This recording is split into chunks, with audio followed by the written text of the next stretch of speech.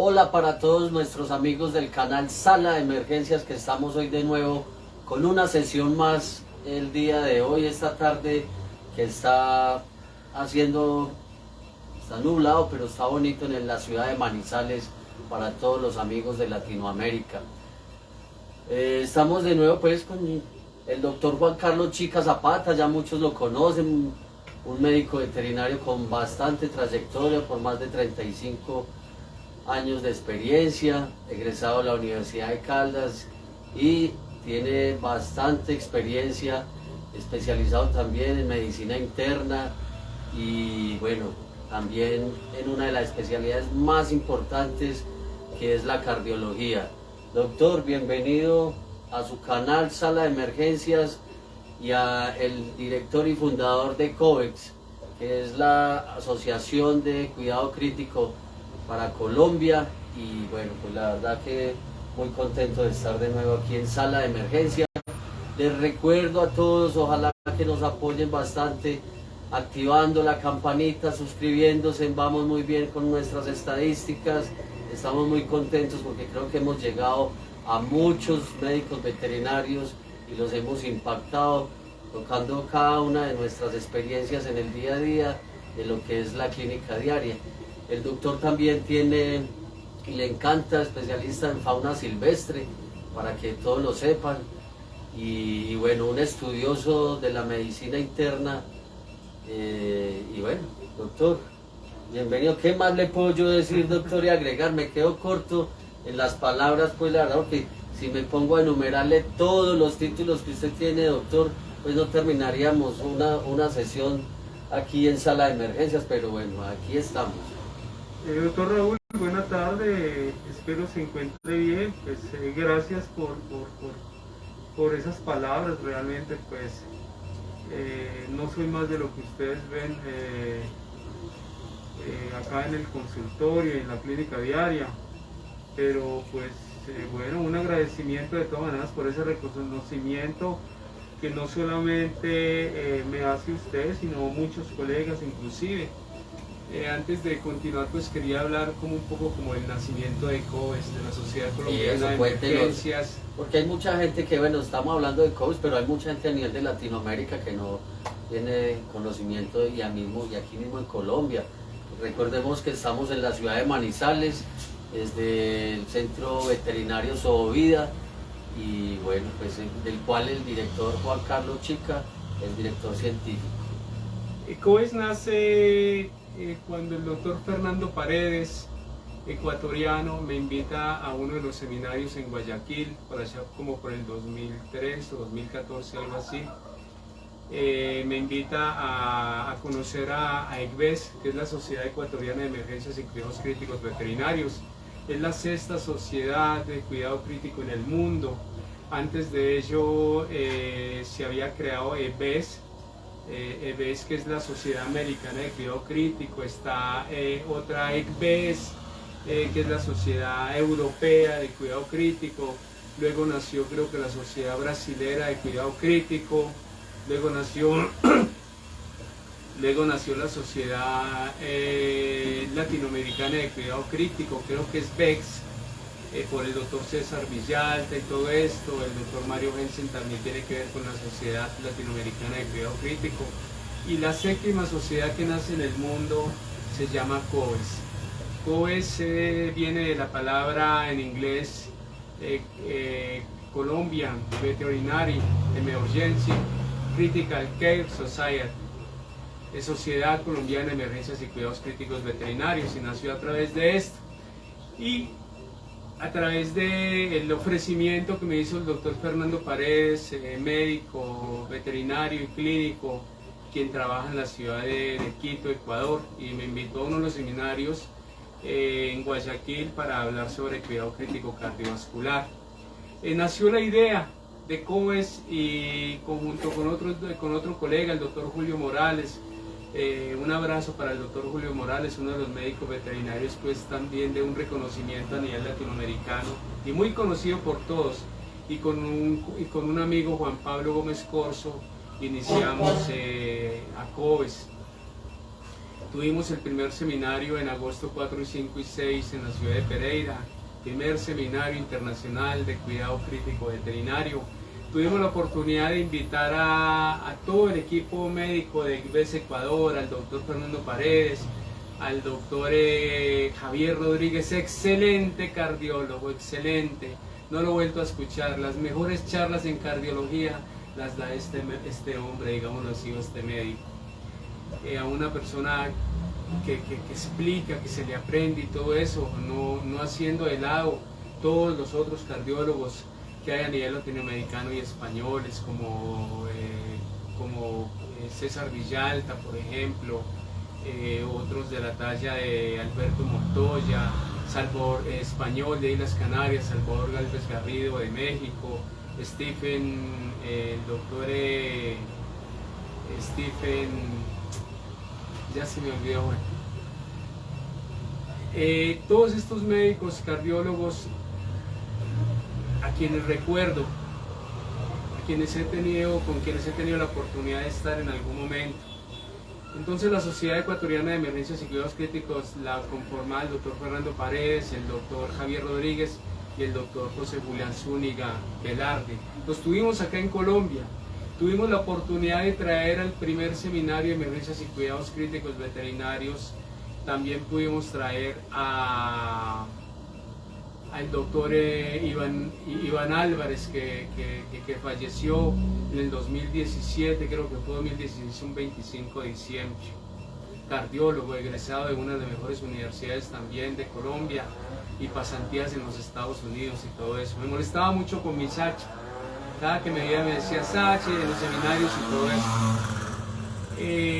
Tuvimos al doctor Jorge Forero, al doctor César Mayorga por Colombia.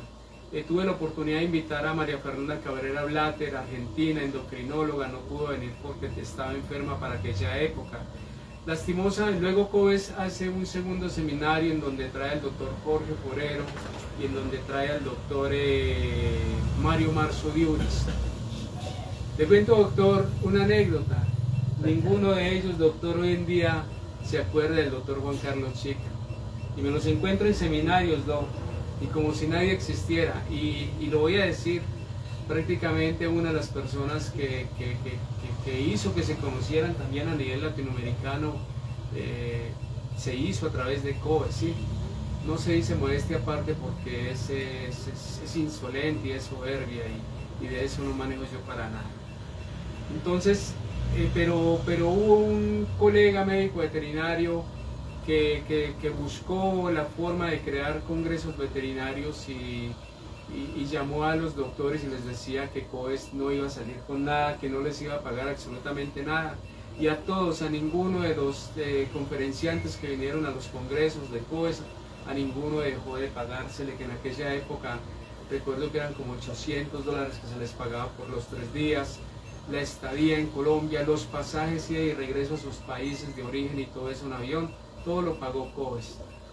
Bueno, COES sigue en pie. Estamos en este momento a través de lo que estamos haciendo, sala de emergencias, continuando con COES. COES no ha fallecido, COES no ha muerto, COES no está en el olvido ni en el ostracismo. Doctor, lo estamos recordando. Sigue más vivo que nunca, porque Claro. desde que su fundador esté, pues doctor, y seguiremos con su legado en adelante por siempre. O sea que no hay que temer a que COES vaya a desaparecer en algún momento. Pero sí hubo Coge más envidias, fuerza, sí hubo envidias, doctor, por parte de algunos colegas y crearon otras sociedades de cuidado crítico y comenzaron a viajar por varias partes con los seminarios de analgesia y anestesia, que esos seminarios los trajo fue COES acá al país, lo mismo los seminarios de emergencias y cuidados críticos.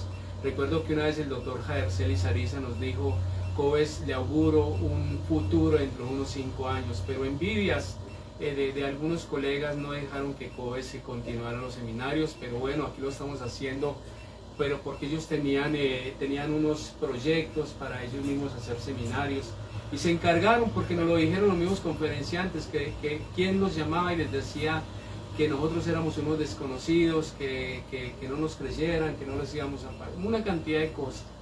Saludos para el doctor Julio Morales y para Juan Pablo Gómez Corso, aquí en la ciudad de Manizales, en Palermo, también quien ha estado con nosotros en este proyecto. Bueno, a través de Sala de Emergencia, no se olviden activar la campana de notificaciones, suscribirse al canal y apoyarnos y compartir a los colegas y todas estas cosas, dar like. Y en Facebook las páginas Doctor Chica Coves y en los grupos Veterinario Pequeño Corazón, en donde hacemos cardiología. Los invitamos para que estén presentes. Bueno, doctor, la verdad, después de esta introducción y este breve resumen de lo que es COVEX, ahora sí entremos pues en materia. Ayer estábamos viendo el caso de Luna, de una paciente felina de 8 años de edad que llegó acá a la sala de emergencias con un neumotórax severo, con una taquicardia fuerte, ¿sí? Y la verdad pues también con unos problemas metabólicos como es una pancreatitis. Ayer vimos que estaba bastante hipertensa y tocamos el tema de la hipertensión y de los signos o que no se debe hacer también cuando un animal está hipertenso. Se habló de cómo tomar la presión, ¿cierto? ¿Qué no se debe hacer en pacientes con pancreatitis? ¿Qué no se debe hacer en pacientes con pancreatitis? Todo eso lo hablamos el día de ayer y bueno, lo que se dijo se aplicó en el paciente, viendo la verdad que el paciente a las 3 horas o 4 ya estaba completamente, digamos que restablecida en cuanto a su presión arterial, se reguló en su sistema respiratorio, su frecuencia cardíaca, respiratoria, la parte cognitiva y en cuanto al manejo del dolor. Entonces ya hoy pues queríamos contarle a la paciente, ayer al final de la tarde-noche la paciente ya tuvo ánimos también, inclusive aún ya cuando teníamos el control del dolor, pues accedió a comer porque estaba sin apetito, ¿sí? Estaba anoréxica. Y bueno, ese fue la verdad que un buen logro el día inmediatamente de ayer. En la noche comió un poco, mentiras, no comió mucho, perdónenme. Y hoy a la madrugada la dejamos, pues ayer, al pasar el día del día de ayer al amanecer de hoy, la dejamos tranquila, que descansara, con buena temperatura, y en la mañana, hoy 5 o 6 de la mañana, ya tomó y comió, la verdad, bien su comida de la lata de nutrición enteral, ¿cierto? Y bueno, ella ha respondido y ha evolucionado de una manera bastante satisfactoria con respecto al cuadro clínico que teníamos el día de ayer. Ya hoy la tenemos muy estable, la tenemos aquí hoy monitoreada, le bajó bastante, de hecho ya está su presión arterial entre 70 y 90, que es una presión normal. La media, ¿no? Una presión media normal, exacto. Y bueno, sus signos vitales están muy estabilizados y bueno, eso es lo que queremos pues como... Además, doctor, pues yo creo que podemos entrar y ahondar en otros temas, ¿cierto? Del cual le doy pues la palabra para que continúe y le hagamos la ilustración a todos los seguidores del canal Sala de Emergencias. Yo quería, doctor, hablar e invitar de nuevo a los colegas para que vean los videos anteriores.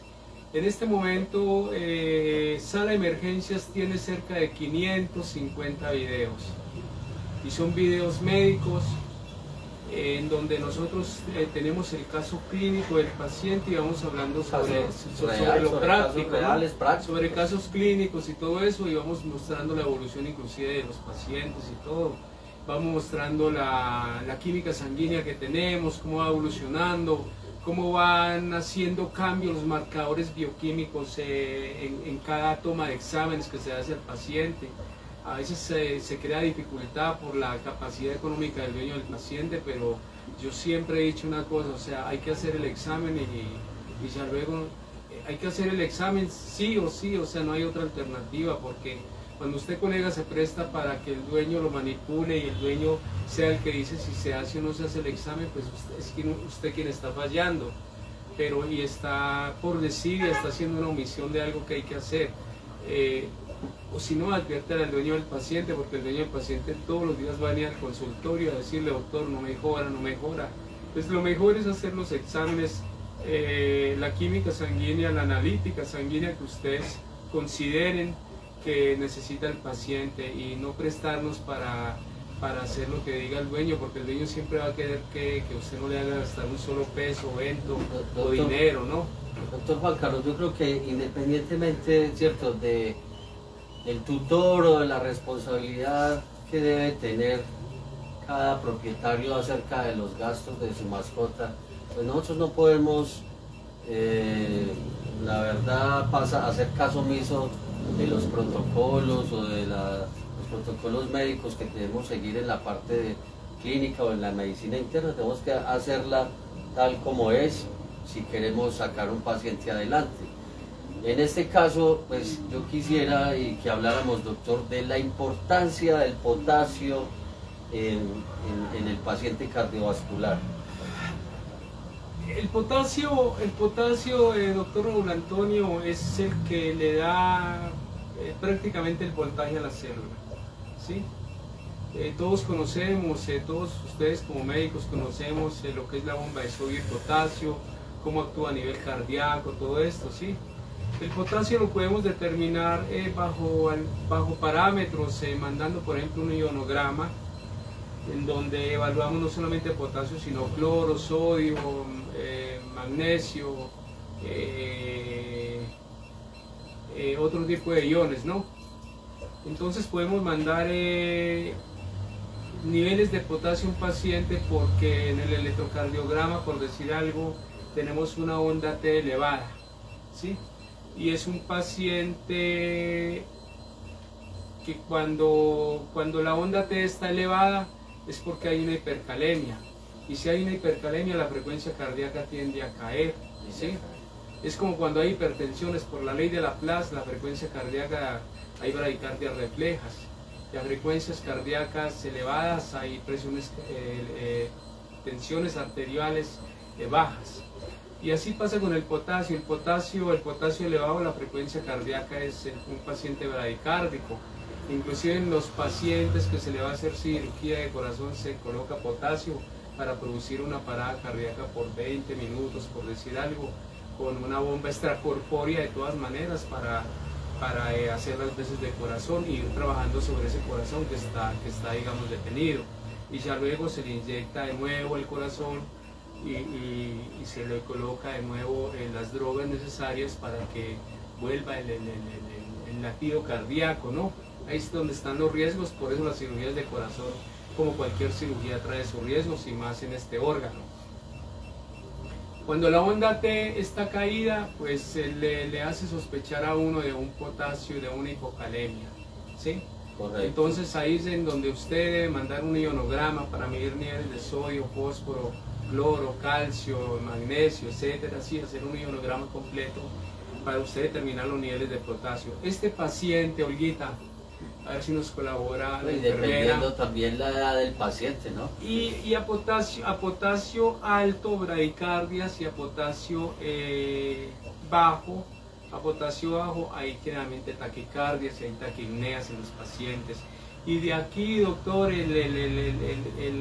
para que me recuerde ahora, para que hablemos de antihipertensivos, en base al potasio.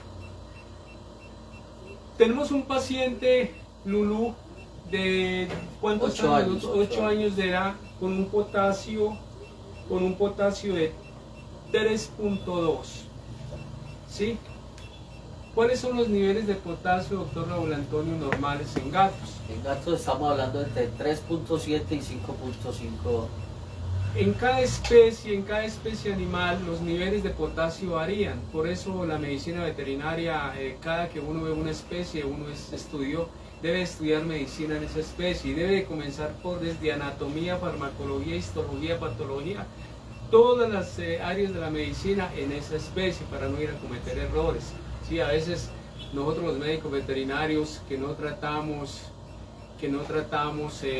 digamos gatos, en mi caso pues yo tengo estudios en gatos y todo eso, pero hay veces cometemos errores por tratar una especie sin conocimiento, o tratar lagomorfos, o acotónidos, o liebres, o conejos, o hámster, o puris, o aves, o tratar silvestres, por ejemplo, que es mi otra área de orientación, digámoslo así. Entonces, tenemos un potasio en gatos de 3.7 a 5.5 normal. Este gato tenía un potasio de 3.2. A un potasio bajo, las frecuencias cardíacas se elevan. ¿Sí, doctor?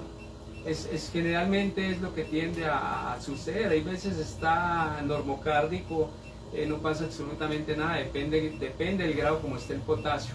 Pero vamos a restaurar el potasio en este paciente. Es un paciente que tiene 3.2 de potasio. Yo no lo voy a subir a 3.7, lo voy a subir a 4. ¿Sí? Entonces, 4 es lo que yo espero que me eleve el potasio en el paciente. Olguita, ¿nos colabora por favor con la calculadora o me la permite? Es 4 lo que yo espero elevar el potasio entre 3.7 y 5.5, ¿no? Entonces lo tiene en 3.2. De 3.2 a 4, que espero yo elevarlo, ¿cuánto hay? Hay 0.8. Vamos a hablar de algo muy importante que es los niveles de agua corporal en los mamíferos y en muchos animales.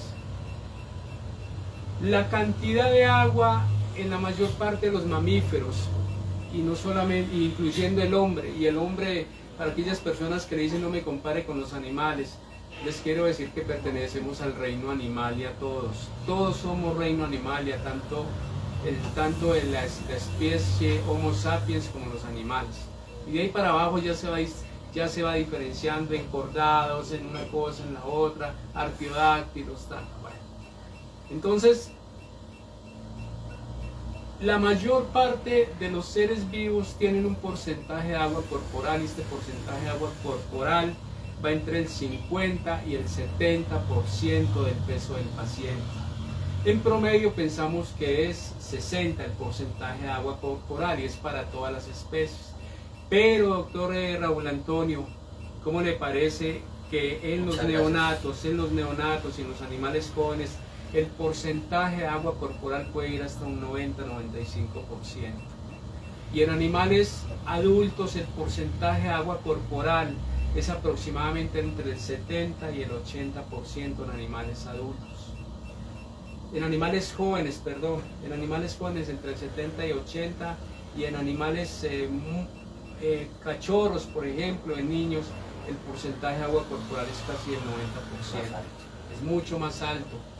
Y ya en adultos el porcentaje de agua corporal va entre el 50 y el 70%, no importa, 50 y 70%. Pero hay una especie en la naturaleza, doctor, que es la medusa de mar. La medusa tiene un porcentaje de agua corporal del 99%, la única especie, doctor, que tiene ese porcentaje de agua corporal. Los insectos, doctor, tienen un porcentaje de agua corporal del 40%.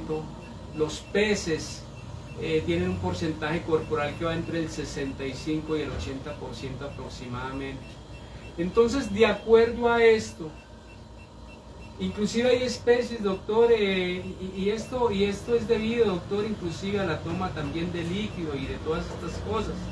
Por ejemplo, uno de los animales que más toma líquido es la jirafa. Un animal que puede llegar a alcanzar 5 metros de altura, lo mismo que los elefantes, y una jirafa puede llegar a tomar entre 114 litros de una, y el elefante y los grandes vertebrados como hipopótamo, rinoceronte, toman mucha agua y depende el peso, es el porcentaje de agua corporal, pero casi siempre está entre el 50 y el 70%, un promedio de 60%. Si es un bebé, casi el 90%, y si es un joven en los animales, entonces es más o menos un porcentaje corporal de un 75 a un 80%, pero el promedio es el 60%. Pero hay animales, doctor, que no toman agua, por ejemplo el koala. Inclusive el koala en idioma nativo, neozelandés y australiano significa que no toma agua. Y no quiere decir que no tome agua, no, él la toma a través de, es un animal herbóreo, él la toma a través de las hierbas. ¿Qué consume el koala? El koala consume eucalipto, de ahí saca el porcentaje de agua corporal, que es aproximadamente entre un 71 y 91 ml centímetros por kilo. Por kilo ese koala se consume como dosis total de líquidos diarios. Entonces, ¿cuánto forraje debe de consumir? El koala casi nunca toma agua, doctor. Pues de ahí viene la palabra koala, que en idioma nativo significa que no toma agua. Pero los machos requieren un porcentaje de agua mucho más alto, y entonces toman el agua del suelo y toman el agua de los troncos de los árboles. Esto hace el koala. Generalmente cuando vemos un koala, doctor, tomando agua, es que está enfermo. Imagínese. Sí, está enfermo. ¿Qué cosas de la vida? Está enfermo. Yo vi, en otras especies lo que más necesitamos es tomar buena agua para tener una buena regulación. Hice un curso sobre megavertebrados y estuve también haciendo con gorilas de montaña baja.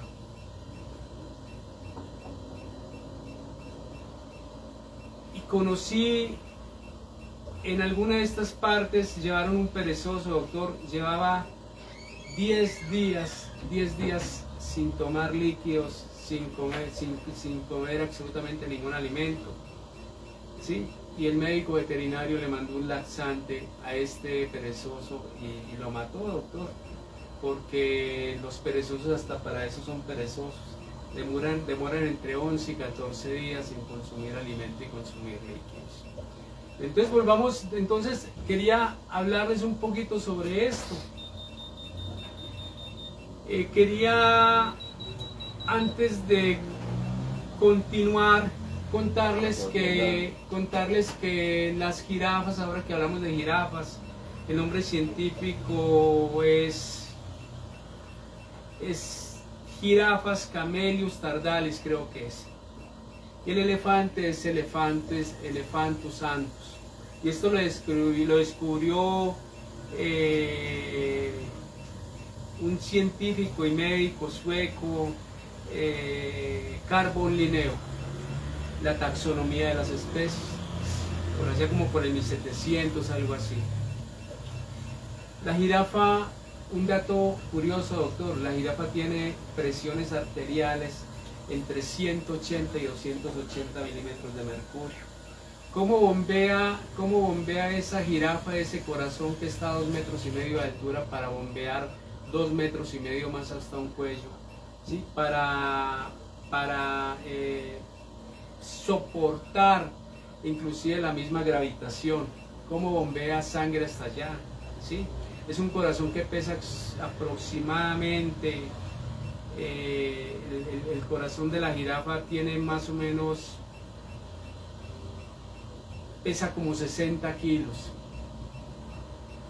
Es impresionante, tiene unas paredes de 7 centímetros de anchas, inclusive interventriculares, interauriculares y todo.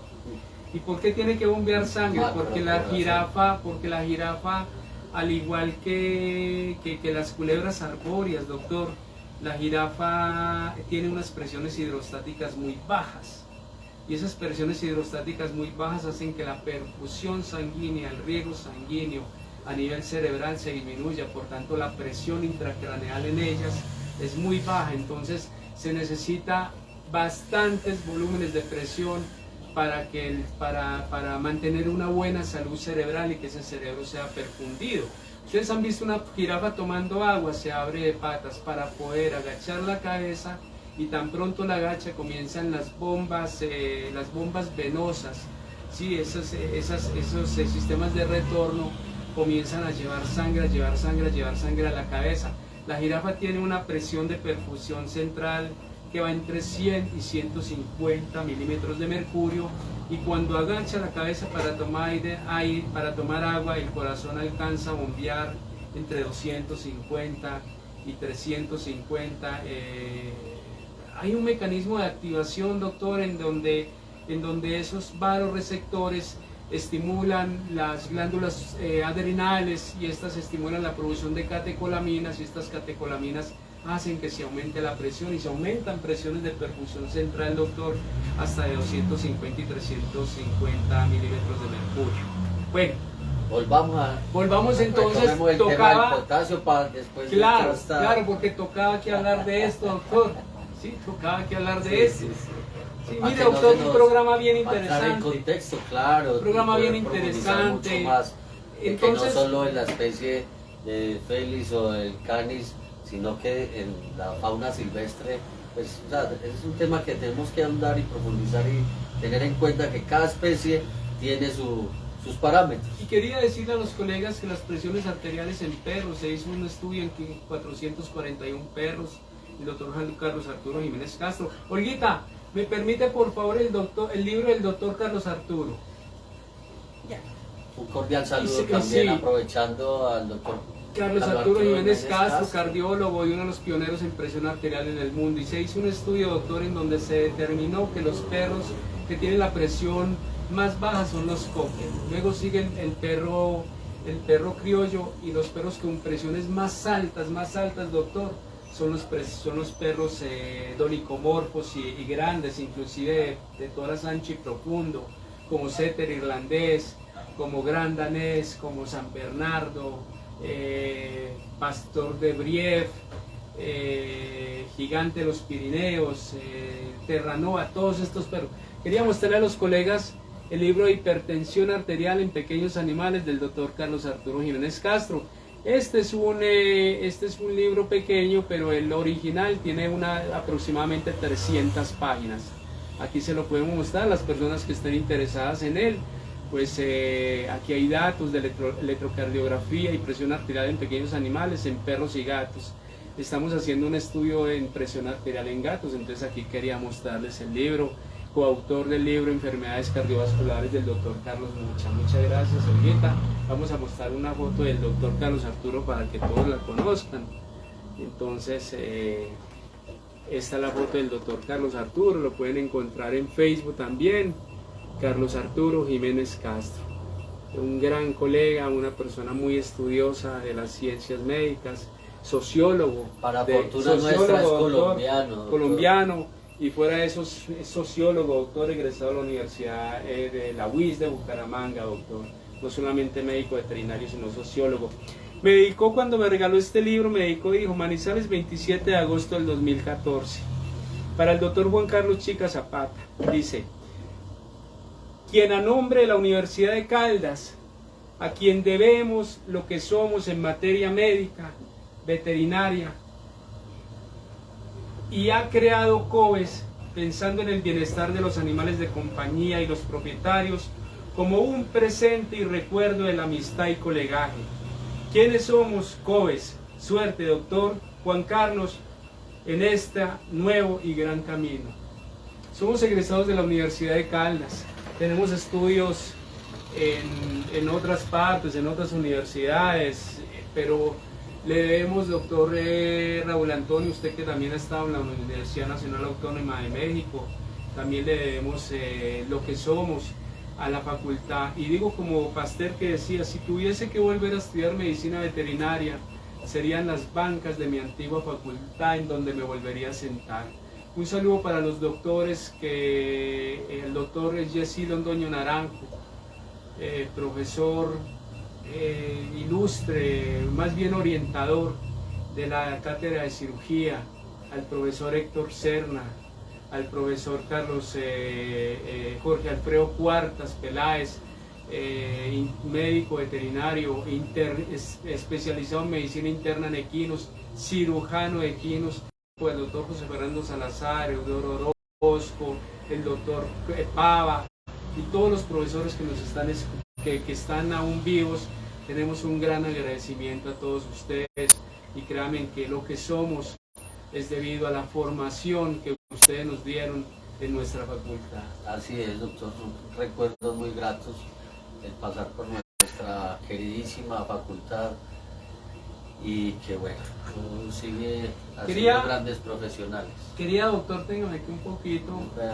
Quería mostrarles un libro sobre enfermedad del sueño, enfermedad cardiovascular y apnea del sueño. Sobre esto quiero hablarles en un próximo video. ¿Por qué? Porque los animales también sufren apnea de sueño, doctor, no detectada, y tenemos que llegar a todo eso, doctor. Tenemos que llegar a detectar. Miren a Lulú, paciente con pancreatitis y comiendo, porque lo importante es calmar el dolor. Lo dijimos en el video de ayer o de antier. Tan pronto se calma el dolor, inmediatamente el paciente se le comienza a dar dieta blanda y tan pronto el paciente no tiene vómito, se le coloca metoclopramida. Y si tiene vómito, ondansetron o alguno de los otros medicamentos. Tratamos hoy en día de no utilizar inhibidores de bomba de protones como omeprazol, lansoprazol, pantoprazol, ni siquiera ranitidina, a no ser, doctor, porque doctor, los efectos, realmente los beneficios de colocar estos inhibidores de bomba de protones y estos prazoles no son más los efectos colaterales. Entonces tratamos de no colocarlos a no ser que el paciente tenga un sangrado digestivo, y la metoclopramida contraindicada en sangrado digestivo. Entonces continuamos. Entonces tenemos un paciente con un potasio de 3.2 y lo normal en gatos es de 3.7 a 5.5. Entonces, Olguita, entonces vamos a subir ese potasio a 4. Entonces vamos a subir a 4. Entonces un paciente con un potasio, una hipocalemia en 3.2, vamos a subirla a 4. Tenemos 0.8. ¿Cuánto pesó Lulu, doctor? 3 kilos y 3.5 kilos. Olguita, me regala por favor el mate. Entonces pesó 3.5 kilos, ¿sí? Entonces, ya había ¿por qué hablé del agua corporal? Por eso, doctor. Porque vamos a sacar el 60%, el agua corporal es el 60% en promedio. Entonces vamos a sacar el agua corporal a 3.5 kilos. Entonces multiplicamos 3.5 por punto, no, 3 entonces vamos a multiplicar 3.5 por punto 6, o sea, por el 60%. 3.5 kilos y le sacamos el 60%. ¿Cuánto nos da? 2.1. Entonces, ese 2.1, colegas, que es el 60% del agua corporal de Lulú, que nos pesó 3.5 kilos, lo vamos a multiplicar por lo que esperamos, por lo que tenemos. Lo que tenemos son 3.2 de potasio y el equivalentes, y lo pensamos subir a 4.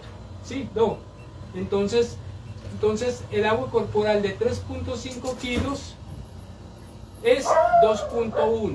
¿Sí? 2.1. Entonces ese 2.1 lo vamos a multiplicar por lo que nos falta. Entonces, ¿qué es lo que nos falta? Punto 8. Entonces, entonces vi para de la doctora.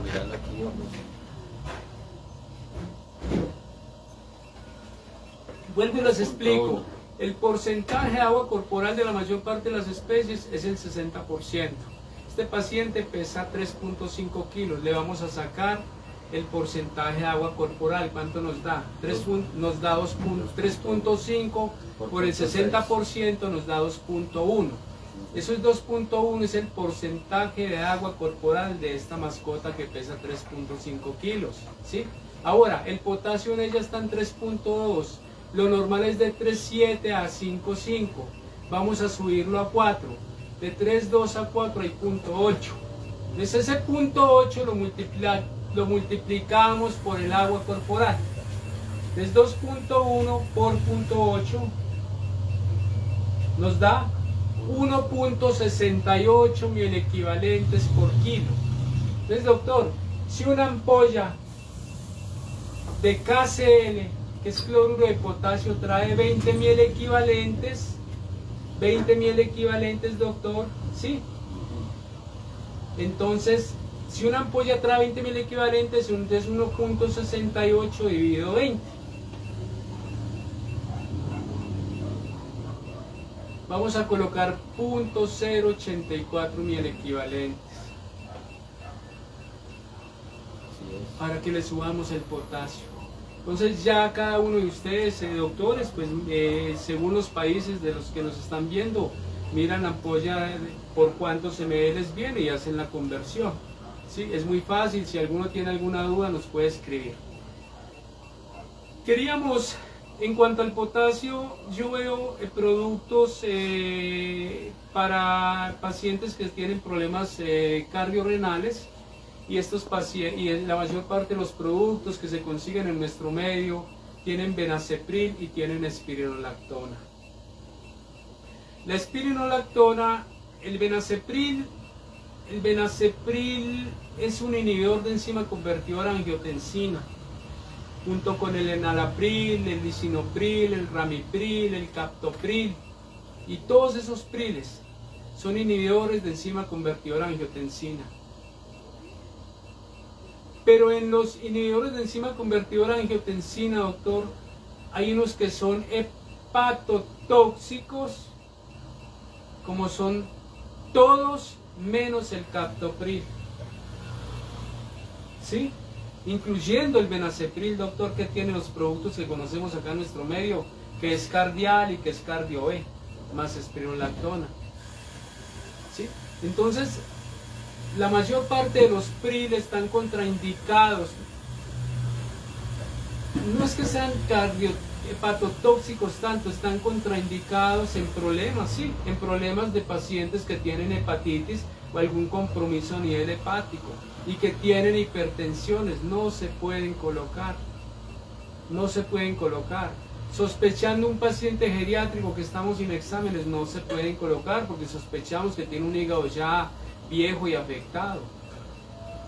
Afortunadamente los animales no toman trago, pero en pacientes, por ejemplo en humanos que hacen cirrosis de Liegnet, por ejemplo, que hacen beriberis, húmedos, por ejemplo los borrachos, mandarle un antihipertensivo sin valorar enzimas hepáticas, es a lo que yo quiero llegar, doctor, sin valorar enzimas hepáticas, un antihipertensivo, sería un error. Sería un error manejarle un enalapril, un lisinopril, un ramipril, manejarle el mismo benacepril de uso veterinario. Sería un error, doctor, sin enzimas hepáticas. ¿Cuál es la mejor prueba de funcionamiento hepático, doctor Raúl? Y todos ustedes lo saben, los ácidos biliares. Otra prueba de funcionamiento hepático excelente, la bromosultaleína. ¿Sí? La desventaja de los ácidos biliares es que demora un poco de días en salir. Por eso estamos a la espera de conseguir con COES y que todos ustedes nos apoyen activando el canal, suscribiéndose al canal y todo eso. Lo que queremos es un medidor de química sanguínea en donde hay ácidos biliares, mide 23, 24 parámetros para poderle ayudar a las mascotas. De resto, la mayor parte de las transaminasas ALT, AST, GOT, todo esto, ALP, que es la misma fosfatasa alcalina. Para detectar un daño hepático, doctor, necesitamos que estas transaminasas estén por lo menos unas 3 veces elevadas. Lo mismo las bilirrubinas. Entonces, doctor, en un paciente con un compromiso hepático, sospecha de compromiso hepático, doctor, ¿qué hay que mandar? Captopril. Así es. Si nos vamos para los sartanes, que son los sartán, candesartán, valsartán y ibersartán, por ejemplo, lo que es el losartán y el valsartán están contraindicados en pacientes con hepatitis. Ahí es mucho mejor en pacientes geriátricos el ibersartán o el candesartán. Es siempre tener en cuenta eso. Hay que cuidar mucho ese hígado en esos casos, porque usted sabe que de todas maneras ahí es la transformación, y si ponemos a trabajar mucho más ese hepatocito, pues lo vamos a complicar y no es necesario. Si están contraindicados, pues hombre, seamos responsables a la hora de, con datos, poder diagnosticar o tener la precaución de las contraindicaciones, pues, de acuerdo a los medicamentos que vamos a Y usar. siempre tener en cuenta, doctor, sobre ese sistema P450 microsomal, tener en cuenta si ese hígado, si ese medicamento que estamos mandando al paciente nos está contraindicado en un proceso hepático. Entonces, ¿a qué voy yo, doctor? ¿A qué voy yo? Que no podemos formularle cardioveo o cardial, y me disculpan, no podemos formularle a todo paciente si tiene un compromiso hepático y está hipertenso. Es a lo que yo quiero llegar, ¿sí? Entonces eso, doctor, hay que tener en cuenta siempre eso. Ahora los inhibidores de enzima convertidora angiotensina, por ejemplo, ya hablamos pues del benacepril, de todos estos, ellos actúan sobre la aldosterona inclusive, pero para actuar sobre los escapes de aldosterona, doctor, está la espironolactona, pero la espironolactona nos evita la fibrosis del músculo cardíaco también, ¿sí? Y nos hace que el paciente de todas maneras se evite fibrosis del músculo cardíaco, y es un diurético. Pero los diuréticos, doctor, hay que tener en cuenta cómo está el potasio, doctor, porque si el potasio está elevado, pues cuál es el diurético que yo debo colocar en el paciente como tratamiento de choque, por ejemplo, una furosemida. Pero si el potasio está bajo, yo tengo que ahorrar potasio. ¿Con qué lo ahorro? Con una espironolactona. Entonces, a mí me parece que la gran falacia y que a veces nos dejamos llevar por los laboratorios sin una investigación clara sobre el producto y si yo lo puedo utilizar o no lo puedo utilizar en determinado paciente. Porque si yo le mando a un paciente, por decir algo, que tiene el potasio elevado y una hipercalemia, por ejemplo, y yo le mando a ese paciente un cardial, un cardio-E que tiene espironolactona, ¿qué nos hace la espironolactona? Nos ahorra potasio y se nos aumenta la hipercalemia y se nos aumenta la bradicardia en el paciente y puede haber una parada cardiorrespiratoria. Entonces tener en cuenta eso, tener en cuenta mucho eso, ¿sí?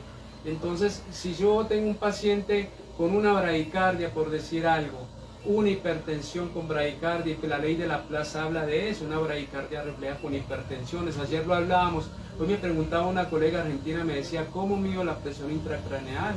Y yo le decía, la presión intracraneal la mide de estas 4 maneras. La una, colocar sondas diafragmáticas, sondas intraventriculares, sondas cerebrales. La otra es subrogarlas colocando un dispositivo para medir el diámetro de la vaina del nervio óptico, y el otro es a través del foramen magno mirar la arteria basilar y tomar velocidades sistólicas y diastólicas en el paciente y mirar cuál es el índice de resistencia. Y yo le decía todo esto a ella, que esto está en el video anterior, ¿cierto? Para que no andemos en esto y para que los colegas pues se animen a ver los otros videos y a suscribirse y todo esto. Y entonces un paciente haciendo por ejemplo, depende del problema que tenga el paciente. Un paciente habíamos hablado ahora que estaba haciendo una hipocalemia, por ejemplo, ¿sí? Y yo llego y le mando a él una hipocalemia y le mando una furosemida, por ejemplo. Le saco potasio, ¿sí? Ahí en un paciente con hipocalemia sí me sirve el benacepril con la espironolactona. Entonces es a lo que yo quiero llegar con los colegas, ¿no? Ser que un poco más cuenta, analíticos, sí, y mirar al paciente de manera muy integral. o sea, no dejarnos Desde llevar la del parte laboratorio. de los ionogramas, de los datos, de la información que tengamos en ese paciente, y le podemos evaluar rápidamente, o pues por lo menos en 24 horas analizarlo, O sea, o en las primeras 12 O horas. sea, que tengamos criterio médico, Sí, doctor. claro. Que tengamos criterio médico, respetando al colega que viene y nos trae la información del laboratorio. Que también exista un criterio médico. No es, doctor, es que vea, el doctor de tal consultorio lo está manejando con excelentes resultados. Yo soy muy jodido y les digo, no, a mí tráigame datos científicos y estudios. De resto a mí no me diga esas cosas. Claro, y ¿sí? clínicamente Aunque los la podemos clínica ver también, en el monitor, claro, ¿no? Podríamos tener una ayuda antes de tener. Aunque hay unos colegas que datos. también pues tienen un historial clínico y un bagaje médico impresionante y un ojo clínico y esa letra pequeñita que saben mucho también, hay que tener en cuenta esto. Lo que yo le quiero decir, doctor, es de que es de que es que tengamos ese criterio médico y aprendamos a decir, hombre, no, esta droga es muy buena, pero yo no la, pero esta droga no es la panacea en este paciente Doctor Juan tampoco. Carlos, sí, porque Sí. o sea, pero a partir del electrocardiograma podemos también interpretarlo si tenemos una hiperpotasemia O una ¿cierto? hipocalemia, O claro, una doctor. O si hay una tenemos- hipercalcemia o una hipocalcemia Claro, también. o sea, es una y ayuda se que mide. mientras Es podemos- muy parecida casi a un supradesnivel y a un infradesnivel de ST, pero tiene otra connotación diferente en la onda y nos marca también los niveles de calcio altos y bajos con la onda T. Entonces, y todos estos pacientes, entonces, mirar si ese cardioverse cardial que estamos formulando, esa espirulactona con ese anacepril, está indicada en ese paciente, depende del potasio. Ahora, en gatos, doctor, hablamos mucho del amlodipino en gatos a punto 125 miligramos por kilo, pero realmente, doctor, estudiando sobre hipertensión arterial en gatos, y ahora que estamos haciendo el estudio nos damos cuenta, doctor, que el amlodipino es un antihipertensivo más que todo a nivel renal. Entonces esto lo va encontrando uno en la medida en que uno se va metiendo, investigando. Yo tengo la posibilidad de entrar a otros idiomas, por ejemplo, y conocer qué piensan, digamos, muchos médicos de otras culturas y todo eso. Entonces, y el amlodipino, doctor, realmente en gatos como antihipertensivo es muy bueno el amlodipino, pero yo diría que sí hay que colocar otro antihipertensivo coadyuvante, porque el amlodipino es más que todo un antihipertensivo a nivel renal, más no sistémico. Pues tener en cuenta todo eso, doctor. Ahora, un paciente con una hipertensión que le manejo yo si tiene un daño renal, tener en cuenta todo eso. Para terminar, quería decirles que todo paciente que se maneje con IECAS o con sartanes o con algún tipo de diurético, inhibidores de ASA, inhibidores como fluosemida, por ejemplo, los que actúan a nivel del glomérulo, algunos como la hidroclorotiazida, por ejemplo, la espironolactona y otro tipo de diuréticos. Para terminar, quería decirle que todo paciente en el cual se utilicen hipotensores, ese paciente debe ser evaluado a los 8, 15 días, al mes, a los 2 meses, a los 4, a los 6 y cada 6 meses. ¿Por qué? Porque cuando uno utiliza hipotensores en un paciente para disminuir una presión arterial, está disminuyendo la presión hidrostática sobre el riñón. Y el riñón entra en falla, doctor. Entonces, ¿para qué son los controles? Y decírselo a la gente sin pena. Mire, su paciente necesita unos controles y le valen esto. Claro, sí, sin no, pena. es que O sea, no parte mandar el paciente para la casa. Parte también de la evolución, Sí. de tener el control. Aparte no solo de tener el paciente cerca, los tutores también van a estar agradecidos de que el paciente esté en esos controles, y obviamente que cada de esos controles pues tendrá también para unos ingresos, ¿cierto? Para nuestra empresa. Claro. Pero hay que hacerlos de manera, o sea, eso ya entramos en otro campo que es el mercadeo. No, y usted está haciendo, pero estamos desde el punto de vista médico lo correcto, ¿cierto? Usted no está haciendo una desidia por omisión. Sí, no. Yo creo que la O sea, parte usted de está los haciendo lo que controles hay que hacer está dentro de la parte exacto, médica y hay y que no hacerlo. tener miedo de decir, no, esta persona va a pensar que todo acá es caro y todo eso.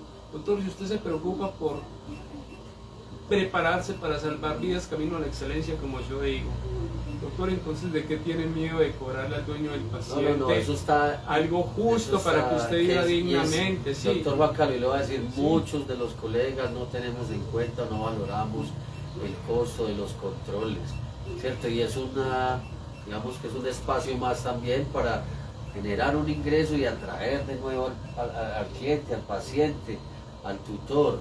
Y así pues se genera mucha también amistad con los... ¿Por qué, doctor? Porque usted no hace estos controles y le llega un paciente con un daño renal entrando en falla.